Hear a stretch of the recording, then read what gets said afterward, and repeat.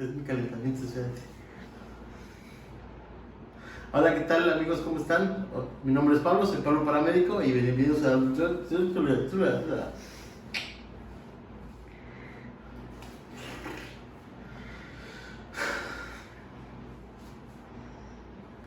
Hola, ¿qué tal amigos? Bienvenidos a otro video más de Pablo Paramédico.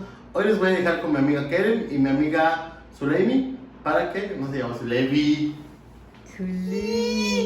Zuleimi, sale otra vez. Hola, ¿qué tal amigos? Bienvenidos a un video más de Pablo Paramédico y hoy les voy a dejar con las licenciadas en geriatría, o sea, las geriatras Zulemi y Keren, que nos van a explicar un poquito más sobre las técnicas de la atención a los pacientes geriátricos. Muchachos, los extraño bastante. En este video hablaremos sobre la valoración de los pacientes geriátricos. Los pasos de la valoración para los pacientes geriátricos son las mismas que en los demás. Se inicia con la valoración de la escena y seguridad. En la residencia de los adultos mayores se busca tanto en el exterior como en el interior señales de las capacidades físicas y mentales del paciente. En el exterior se observa si la casa se encuentra en buenas condiciones o si la pintura se está desprendiendo o incluso si el jardín se encuentra sucio. En el interior se observa si hay alimentos sin terminar sobre la mesa o si la casa se encuentra sucia o si hay objetos dispersos que puedan ocasionar una caída o otros accidentes. Es muy importante identificar la temperatura. Sabemos que los adultos mayores no regulan muy bien su temperatura y con mayor frecuencia ellos utilizan varias capas de ropa para mantener el calor. Esto puede volverse un problema cuando hay una onda de calor. El adulto mayor no percibe la elevación de la temperatura. Luego de observar el entorno del paciente, es necesario centrar la atención en el enfermo. Hay que identificar si la intensidad del sufrimiento o si el paciente se encuentra inclinado hacia adelante, si tiene dificultad respiratoria o si su respiración está agitada. En la valoración del estado mental sabemos o hay que recordar que el adulto mayor tiene el estado mental anormal, por eso es muy importante preguntarle a los familiares o a los cuidadores siempre y cuando se encuentren disponibles cuál es el estado normal del paciente. En la valoración de la vía aérea es muy similar a la de los demás pacientes, con dos excepciones. Es posible que sea difícil extender y flexionar el cuello del adulto mayor por los cambios artríticos de los huesos del cuello. En este caso es mejor no forzar la cabeza hacia atrás, sino empujar la mandíbula hacia adelante para que la lengua se separe con la vía aérea. Otra dificultad que se puede encontrar es el uso de la dentadura en el adulto mayor.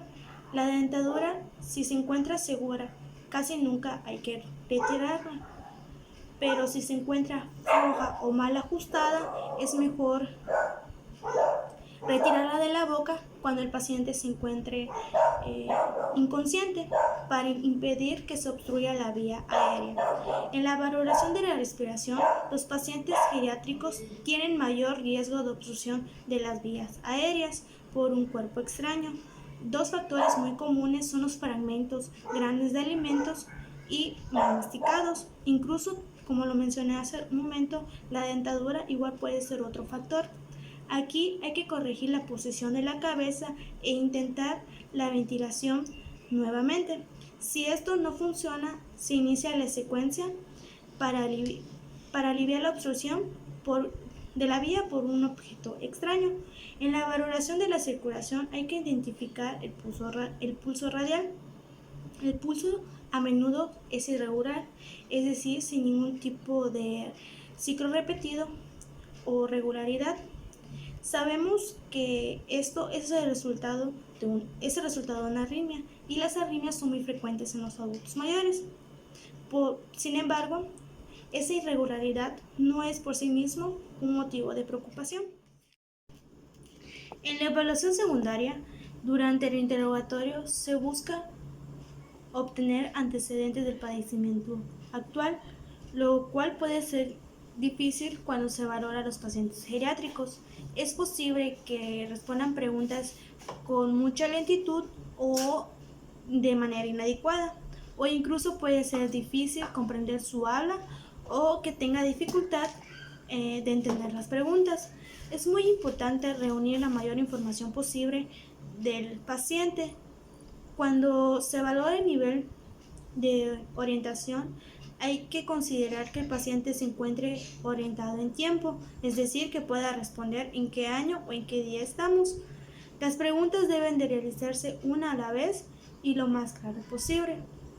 De igual manera, hay que reunir información de los familiares y otras personas que conozcan la condición del paciente, ya que es relevante conocer acerca de los fármacos, antecedentes médicos e incluso el relato del padecimiento actual. Al momento de realizar la exploración física, debe tenerse en mente cuidar la dignidad de la persona, del paciente. Hay que explicar lo que se hará antes de hacerlo y colocar de nueva cuenta cualquier prenda de ropa que se retire lo más pronto posible. Muchos adultos mayores tienen el umbral alto de dolor. Sin embargo, es necesario ser cuidadosos y sensibles al momento de la exploración. Los signos vitales de los adultos mayores son similares a los de los demás adultos. Sin embargo, hay que recordar que la presión sistólica tiende a aumentar. No hay que descartar que los adultos mayores consumen fármacos y estos pueden ser igual otros efectos colaterales. Hay que tener cuidado al momento de tirar o de levantar a algún paciente. Los cambios en la piel, como ya sabemos, se vuelven más frágiles y se vuelve delgada, lo cual lo hace más propenso a desgarres y hematomas. Este es el momento en donde tienen que mandar un mensaje. Es el momento. Pasos de la exploración física. La exploración física siempre se realiza de forma cefalocaudal. Cuando se valora la cabeza hay que poner mucha atención, ya que las lesiones en la cabeza son muy frecuentes, sobre todo cuando han sufrido alguna caída o alguna colisión automovilística. Es posible que el cuello esté rígido y la cabeza se encuentre más hacia adelante de la posición habitual debido a los cambios espinales, lo cual se vuelve difícil de manejar cuando existe sospecha de alguna lesión cervical. Deben usarse toallas plegadas y otros materiales para mantener la cabeza en posición normal, prevenir la hiperextensión y hacer que la persona esté más cómoda. El tórax y el abdomen no se lesionan frecuentemente. Sin embargo, es posible que los pacientes tengan una disminución de ruidos respiratorios por la reducción de la capacidad pulmonar y menor movimiento de la pared torácica. Durante la auscultación se buscan sibilancias o exceptores que puedan ser signos de padecimientos de enfermedades respiratorias o cardíacas. Es frecuente que la cadera o la parte proximal del fémur se fracturen en una caída o en particular en las mujeres. Debido a los cambios en el envejecimiento sabemos que hay una pérdida de calcio. Otras partes más frecuentes que se lesionan debido al debilitamiento óseo son las muñecas y la parte proximal del húmero. Es necesario revisar las extremidades de los pacientes, sobre todo los inferiores, en busca de edema. El edema marcado puede ser signo de una enfermedad cardíaca, vascular o hepática. La espalda puede lesionarse en una caída, pero es más común que se dañe o se lesione en colisiones automovilísticas. Aquí hay que mantener la columna lo más alineada que se pueda y reducir la incomodidad del paciente. Es importante revalorar al paciente en intervalos regulares y comparar los hallazgos con los registrados antes. Es decir, que hay que revalorar el estado mental, mantener la vía aérea abierta, vigilar la respiración, revalorar el pulso, vigilar el color, la temperatura, la humedad de la piel, revalorar los signos vitales. Sobre todo, asegurarse de suministrar los cuidados y el tratamiento adecuado. Mi nombre es Keren Facio y continuando con el tema de urgencias geriátricas vamos a hablar acerca de las enfermedades y lesiones en el paciente geriátrico. Tenemos de manera introductoria que los ancianos son más susceptibles a algunos problemas relacionados con su edad en su sistema corporal. Esto debido a que el sistema inmunológico tiene un declive de acuerdo a cómo va avanzando nuestra edad cronológica, haciendo este mucho menos fuerte. Relacionado con este tema, tenemos los efectos colaterales e interacciones farmacológicas.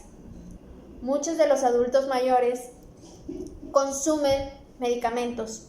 Estos no solamente debido a las múltiples enfermedades o trastornos, sino que también a la medicina moderna, ya que produce más fármacos para tratar enfermedades como diabetes, hipertensión, entre otras.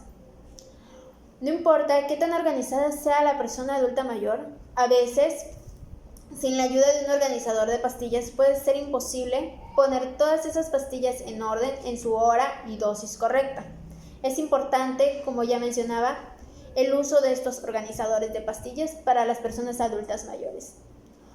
Otro problema muy potencial es que las pastillas con efectos muy distintos suelen ser similares físicamente. Esto quiere decir que el adulto puede confundir un analgésico con algún antibiótico, cuando no debería de ser así. Igual, un tema muy importante para el adulto mayor es el tema de lo económico. Muchas veces los fármacos suelen ser costosos y los adultos mayores se ven obligados a tomar la decisión de o comer o comprar este fármaco. Y el problema real viene cuando un fármaco se omite y este sirve para corregir los efectos adversos de otro fármaco. Tenemos también el uso de los AINES, como el ibuprofeno, naproxeno, que son antiinflamatorios, y estos suelen ser irritantes gastrointestinales y a menudo provocan lo que son hemorragias internas.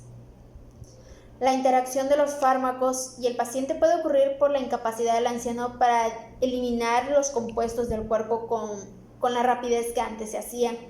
Recordemos que la gran mayoría de los fármacos se degradan en lo que es el hígado o los riñones y luego estos se excretan. La interacción de los fármacos puede ser ya sea que uno bloquee al otro o se intensifique, y esto realmente produce un grave riesgo en la vida de la persona adulta mayor. Tenemos también lo que son los síntomas y tenemos como primero la disnea, que puede ser causada ya sea por una insuficiencia cardíaca o alguna combinación de estas enfermedades. También tenemos el dolor precordial, que puede ser causado ya sea por una angina, infarto al miocardio o neumonía. Muchas veces el estado mental de una persona se puede encontrar alterado ya sea por los efectos adversos del medicamento, por una hipoglucemia, un accidente cerebrovascular que pueda estar ocurriendo a este adulto mayor. Los dolores abdominales y las hemorragias gastrointestinales pueden representar algún tipo de trastorno. Estos síntomas suelen ser muy vagos, pero son importantes. Tenemos el mareo, la debilidad y el malestar. Como ejemplo, tenemos que el mareo puede ser un gran indicador de una hemorragia interna significativa en lo que es en el adulto mayor. Por eso no se pueden tomar como leves y se deben de poner como graves. También en el adulto mayor un síntoma muy importante es la depresión, y hay que ser muy astutos para tener en cuenta lo que es el ánimo, el habla y la actividad. Otra cosa muy importante que se debe valorar son las caídas. Muchas veces estas se toman a la ligera, pero no. Gran parte de la mayoría de las personas que han sufrido una caída pueden tener alguna lesión muy grave y morir. El maltrato y la negligencia en el anciano se puede valorar en 3 formas: físico, psicoemocional y financiero. En el físico tenemos que el adulto mayor puede ser golpeado, maltratado, estropeado, pueden tener lesiones o algún tipo de lesión física. En el psicoemocional, el adulto mayor puede ser tratado con violencia verbal, ya sea por insultos, hacerlos de menos, entre otras. Y el financiero puede ser que este adulto mayor reciba algún tipo de pensión y los hijos o el familiar o el cuidador se lo quiten. Como también puede ser que esta persona sea obligada a trabajar, ya sea pidiendo limosnas o vendiendo algún tipo de producto. Eso es todo de mi parte. Muchas gracias.